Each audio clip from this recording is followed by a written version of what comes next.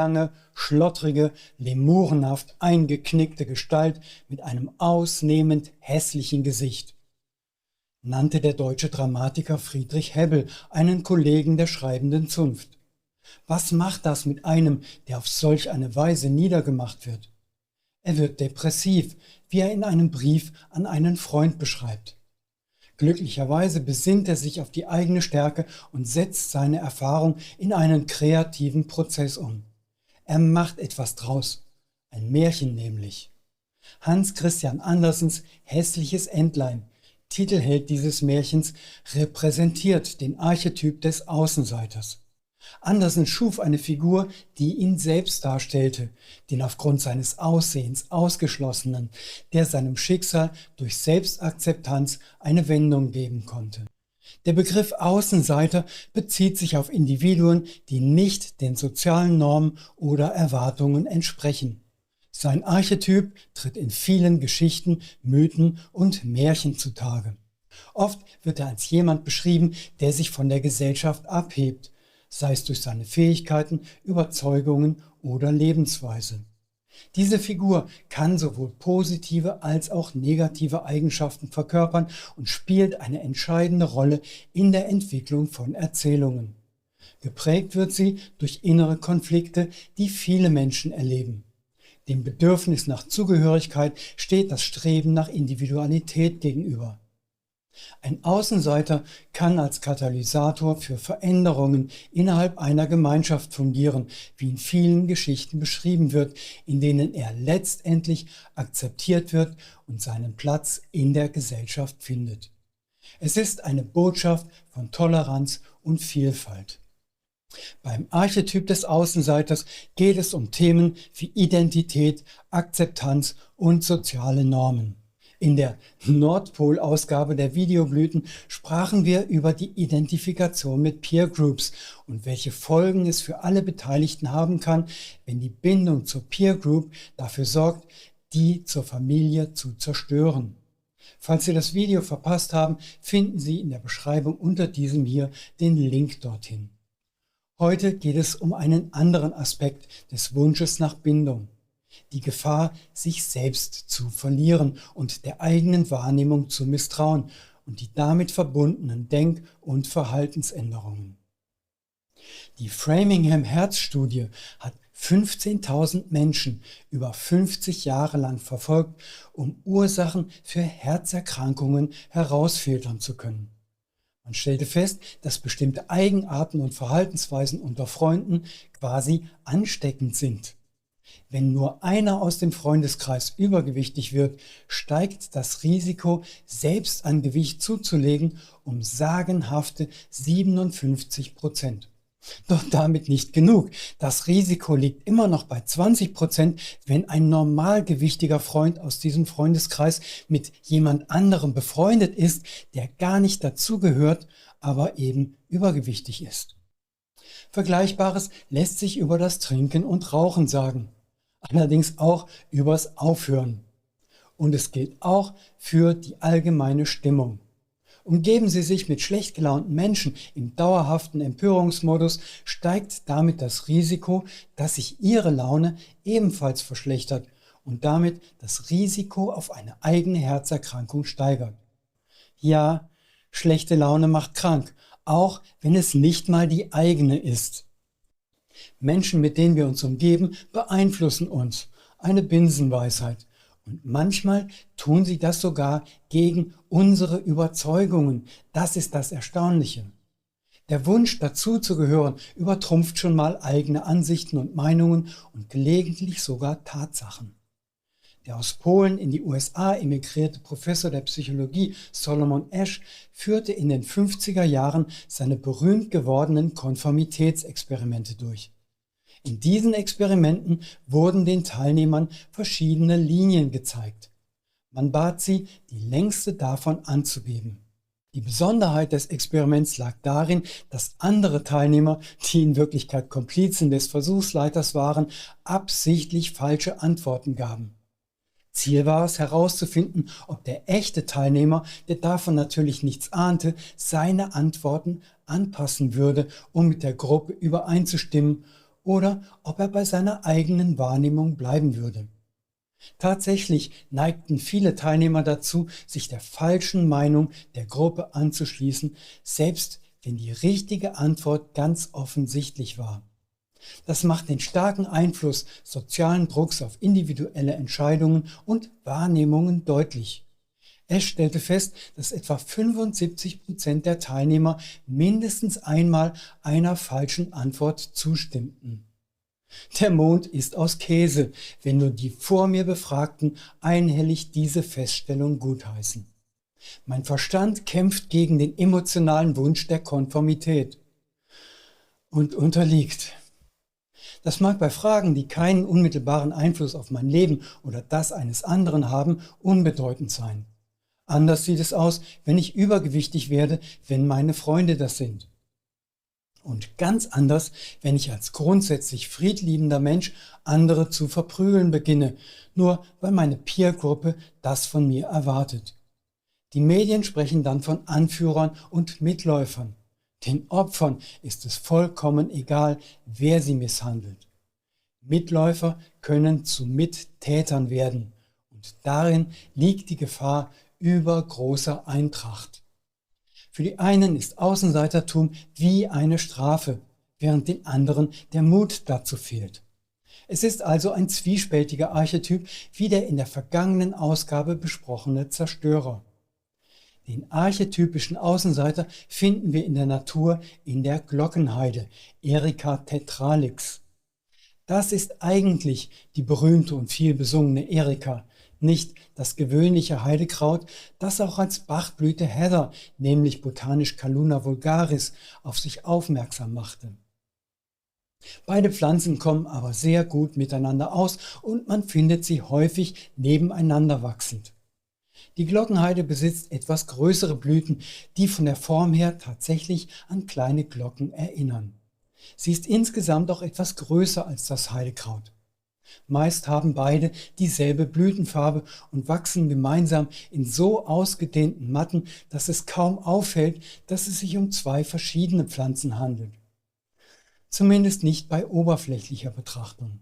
Schaut man etwas genauer hin, erkennt man schnell, dass aus der großen Menge dicht gedrängter Pflanzen einzelne herausragen. Die Glockenheide überragt die sie umgebenden Pflanzen nämlich um einige Zentimeter. Und genau dies ist die Signatur, die diese Pflanze für uns Blütenfreunde so interessant macht. Glockenheide schenkt uns eine Essenz für alle diejenigen, denen die Bindung und innere Zugehörigkeit zu anderen fehlt. Sie sind zwar mittendrin, aber doch nicht wirklich dabei. Sie möchten gerne zur Gruppe gehören, fühlen sich aber wie der Ball, der auf der Wasseroberfläche schwimmt und einfach nicht eintauchen kann. Glockenheide ist eine Essenz für die Außenseiter. Egal, ob die Outsider sich nicht einfügen wollen oder es nicht können, sie bleiben draußen. Carol S. Pearson, die Erforscherin der Archetypen, nennt sie Outlaws, wobei diese Bezeichnung einen etwas negativen Beigeschmack hat. In zu vielen Filmen, besonders in Western, wurde der mordende Gangster als Outlaw bezeichnet. Pearson hingegen verwendet diesen Ausdruck in einem positiven Sinn und nennt als Beispiel Steve Jobs, der gegen den Strom schwamm und Dinge unternahm, die andere sich nicht trauten. Weitere sind nicht schwer zu finden, Picasso beispielsweise, dessen Bilder niemand verstand. Heute kaum vorstellbar, dass man zu seiner Zeit die Malerei van Goghs vehement ablehnte. In diesem Sinne ist der Outlaw derjenige, der es anders macht, der seinen eigenen Weg geht und obwohl vordergründig nicht massenkompatibel, der Gesellschaft doch vieles zu geben hat. Nur, warum soll sich der Outlaw deswegen schlecht fühlen und gar ein Ohr abschneiden? Anders ist nicht schlechter, es ist halt nur anders.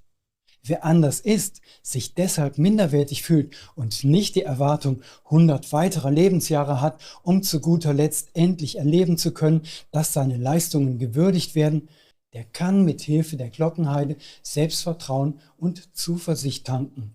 Quasi eine Reise per emotionalem Zeitraffer in die Zukunft unternehmen. Eine andere historische Figur, die das Kriterium des Außenseitertums erfüllt, war Giordano Bruno, der 1548 in Nola in Italien geborene Priester, Dichter, Mönch, Philosoph und Astronom. Bruno stellte die damals vorherrschende Vorstellung eines geozentrischen Universums in Frage. Stattdessen postulierte er ein unendliches Universum ohne festen Mittelpunkt, in dem viele Sonnen nebeneinander existierten.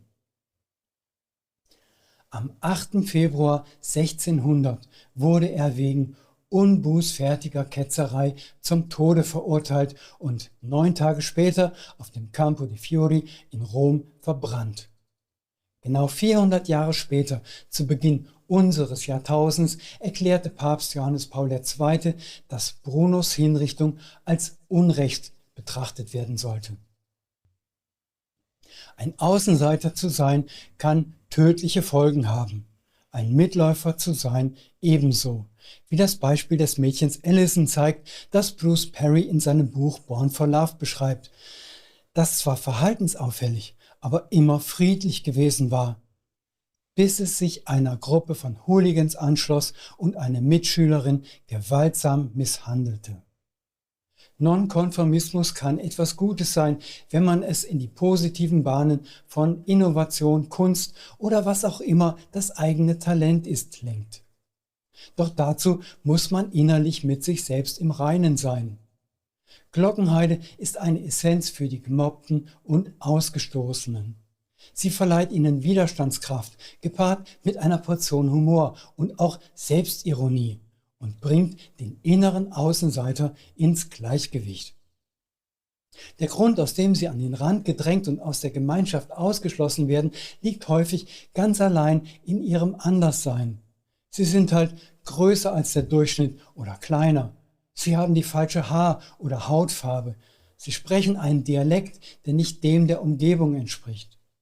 Glockenheide ist für die Mädchen, die nie ins Fußballteam gewählt werden oder wenn, dann als Letzte, wenn es keine Alternative mehr gibt. Sie ist für die Jungen, mit denen keiner tanzen will und die den Mut nicht aufbringen, selbst die Initiative zu ergreifen. Manche sind schlauer als andere, was ihnen als Arroganz ausgelegt wird. Andere haben einen Hautausschlag. Und wieder andere tragen die billigen Turnschuhe, weil sie sich die Markensneaker nicht leisten können. Es sind die im Stich gelassenen, ausgesonderten, rebellischen oder depressiven, vielleicht überforderten Kinder, die keinen Anschluss finden. Sie sind einsam und wissen nicht, wie sie das verändern können. Sie erhalten keine Anerkennung für ihre vielleicht sonderbaren, vielleicht auch besonderen Talente und Fähigkeiten. Sie stehen immer außen vor. Sie werden niemals zum Kindergeburtstag eingeladen. Manch einer von ihnen hat das Gefühl, er trage eine unsichtbare Zielscheibe mit der Aufschrift „Tritt mich" auf dem Allerwertesten. Durch ihre aufgrund mangelnder positiver Erfahrungen erworbene soziale Unbeholfenheit verstärken sie selbst noch ihre Isolation. Leider haben die Rüpel dieser Welt feine Antennen dafür, mit wem sie es machen können. Feiglinge legen sich üblicherweise nicht mit Stärkeren an, wählen stattdessen bevorzugt Schwache mit der entsprechenden Ausstrahlung, wenn gerade jemand gebraucht wird, den man auslachen oder herumschubsen kann. Und wer eignet sich besser dazu als ein Glockenheidekind? Im Grunde genommen ist es ganz egal, warum man zur Zielscheibe für andere wird. Wichtig ist nur, sich von deren Pfeilen nicht treffen zu lassen. Ein früherer Berliner Bürgermeister stellt ein positives Beispiel für einen Menschen dar, der einen vermeintlichen Makel in eine echte Marke verwandeln. Ich bin schwul und das ist auch gut so, sagte er. Wer so etwas nicht so leicht hinbekommt, dem kann die Glockenheide helfen. Sie unterstützt die Loser darin, sich selbst nicht mehr als solche betrachten zu müssen. Man kann sein Anderssein auch akzeptieren, ja sogar stolz darauf sein. Man kann lernen, wie man Freunde gewinnt. Ganz sicher braucht man nicht der Prügelknabe für alle zu sein. Und schon gar nicht derjenige, der, wenn er schon mal endlich einen Partner findet, heimlich denkt, dieser sei nur aus Mitleid mit ihm zusammen oder aufgrund eines Wahrnehmungsdefektes. Glockenheide hilft, sich so zu akzeptieren, wie man ist. Sie verhilft aus dem Teufelskreis heraus, der einen auf Ewigkeit Außenseiter bleiben lässt. Ich verhalte mich wie ein Außenseiter, folglich werde ich wie einer behandelt. Das ist dann die Bestätigung dafür, dass ich einer bin. Also verhalte ich mich auch wie einer, was zu beweisen war. Ohne Selbstwertgefühl keine Selbstbehauptung. Glockenheide macht Kinder und Erwachsene stark und selbstbewusst, gerade und besonders die Kleinen und die Dicken und die Pickligen.